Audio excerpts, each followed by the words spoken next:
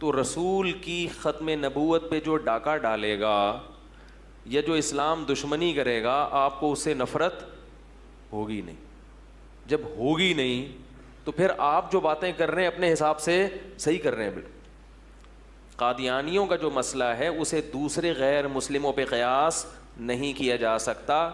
آج قادیانی اپنے مذہب کو اسلام کہنا چھوڑ دیں تو ہمارا قادیانیوں سے اختلاف ختم. ٹھیک ہے, جیسے یہ بھی نہیں کہ اپنے آپ کو کافر کہیں, غیر مسلم کہیں. اپنے آپ کو کیا کہہ دیں, ہماری نظر میں تو کافر ہیں, لیکن اگر کوئی کافر اپنے آپ کو کافر نہیں کہتا تو ہمیں کوئی پرابلم نہیں ہے, کیونکہ اگر وہ اپنے آپ کو کافر کہہ لے پھر تو مان لیا نا اس نے کہ میں غلط ہوں. دیکھو صلح حدیبیہ کے موقع پر جو دستاویز تیار ہوئی تھیں اس میں نبی صلی اللہ علیہ وسلم کا نام تھا رسول اللہ. تو مشرکین مکہ نے کہا کہ اس نام پہ اگر رسول اللہ پہ ہم نے سگنیچر کر دیے تو یہی تو پھٹا ہے ہمارا, تو یہ رسول اللہ کا لفظ کیا کیا جائے, کاٹا جائے, محمد ابن عبداللہ لکھا جائے. یہ ایگریمنٹ ہو رہا ہے مشرکین مکہ اور محمد بن عبداللہ صلی اللہ علیہ وسلم کے. تو آپ صلی اللہ علیہ وسلم نے رسول اللہ کا لفظ کاٹ دیا,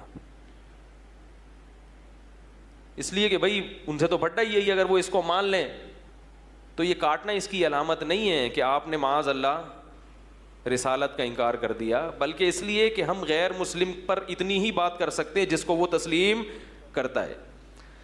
تو اگر یہ جو جتنے بھی غیر مسلم ہیں اپنے آپ کو کافر نہیں کہتے تو ہمیں کوئی غیر مسلم کہیں, کیونکہ اسلام محمد صلی اللہ علیہ وسلم کا لایا ہوا دین ہے, اس میں ہم ڈاکہ برداشت نہیں کریں گے. کسی ایسی چیز کو اسلام کہا جائے جو اسلام نہیں ہے, یہ قابل برداشت نہیں ہے. لہٰذا جو قادیانی ہیں وہ غیر اسلام کو اسلام کہہ رہے ہیں, وہ اس دین کو اسلام کہتے ہیں جو مرزا قادیانی ملعون لے کر آیا, جبکہ ہم یہ کہتے ہیں کہ وہ شریف انسان نہیں تھا, پیغمبر ہونا تو اس کے بعد کی چیز ہے. بار بار یہ دعویٰ کرتا ہوں, کوئی بھی قادیانی کسی بھی ختم نبوت کی تنظیم سے متعلق کسی بھی عالم کے پاس لے آؤ, میرے پاس لے آؤ, انشاءاللہ میں اسے قائل کروں گا. اس پر وہ مناظرہ کرے, اس پر وہ بحث کرے, اس پہ ڈیبیٹ کرے کہ مرزا غلام احمد قادیانی کو شریف انسان ثابت کر کے دکھا دو.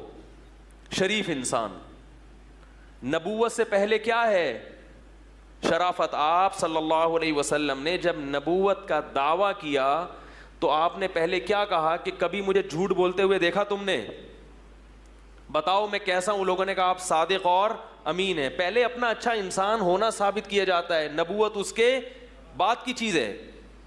ابو سفیان نے جب وہ غیر مسلم تھے, کافر تھے, اس وقت تقریر کے دوران کہا کہ ہم نے محمد صلی اللہ علیہ وسلم کو کبھی جھوٹ بولتے ہوئے 40 سال میں کبھی نہیں دیکھا, جھوٹ بولتے ہوئے, کبھی امانت میں خیانت کرتے ہوئے نہیں دیکھا. حضرت خدیجہ نے 40 سال کی عمر میں 25 سال کے نبی سے جو نکاح کیا, وہ کیوں؟ ایماندار ہونے کی وجہ سے. حضرت خدیجہ کے پاس پیسہ تھا مگر اس پیسے کو کاروبار میں لگانے کے لیے کوئی ایماندار انسان نہیں مل رہا, جیسے کہ انویسٹر کو کوئی ایماندار انسان چاہیے ہوتا ہے. تو اس نے حضرت خدیجہ رضی اللہ تعالی عنہ نے کس کی سلیکشن کی ہے؟ محمد صلی اللہ علیہ وسلم کے, حالانکہ ان کے پاس رشتوں کی کمی نہیں تھی, رشتوں کی کمی نہیں تھی. تاریخ کی کتابوں میں ہے خطبہا اشراف قوم, حضرت خدیجہ جب بیوہ ہوئی ہیں قوم کے سرداروں نے نکاح کے پیغام بھیجے ہیں, لیکن انہوں نے کس کو پسند کیا؟ محمد صلی اللہ علیہ وسلم. کیوں؟ اس میں ایک حکمت یہ بھی تھی کہ کاروبار کے لیے کوئی ایسا شخص چاہیے تھا جو ان کے مال کی حفاظت کر سکے. تو مرزا غلام احمد قادیانی کا صادق اور امین ہونا تو دور کی بات, شریف انسان ہونا قادیانی ثابت نہیں کر سکتے. یاد رکھو, میں قادیانیوں سے ایک بات کہتا ہوں کہ اللہ کی آگ بہت سخت ہے جو اللہ نے نافرمانوں کے لیے تیار کر کے رکھی ہے. تم پروپیگنڈے میں مت آؤ, کسی عالم کے, صحیح عالم کے پاس بیٹھو اور اس کے ڈیبیٹ کرو, اس سے بحث برائے بحث کی نیت سے نہیں, حق کی پہچان کی نیت سے. اللہ کی قسم تمہارے سامنے مرزا غلام احمد کا جھوٹا ہونا ثابت ہو جائے گا. اور یہ خوابوں پہ اور الہاموں پہ مت چلو. میں جب اسکول پڑھتا تھا کچھ قادیانی تھے کلاس فیلو, یہ چھوٹے سی کر کے میں اپنے اصل ٹاپک کی طرف آتا ہوں, یہ درمیان میں بات آ گئی ہے تو اس کو جلدی سے کمپلیٹ کر لو. قادیانی زیادہ تر الہاموں پہ اور خوابوں پہ چلتے ہیں کہ مجھے خواب میں مرزا غلام احمد کی بشارت ہوئی یا محمد صلی اللہ علیہ وسلم کی بشارت ہوئی, انہوں نے فرمایا یہ نبی ہے. اس طرح کی چیزوں پہ چلتے ہیں. خواب اور الہام کبھی بھی حجت, بولو بھائی, نہیں ہو سکتا. خواب الہام کبھی بھی حجت نہیں ہو سکتا. اللہ کے نبی کہہ دیتے صحابہ سے کہ تم سب کو خواب آئے گا رات کو کہ میں کیا ہوں, سچا ہوں. خواب جھوٹے کے بارے میں بھی آتا ہے اور سچے کے بارے میں بھی آتا ہے.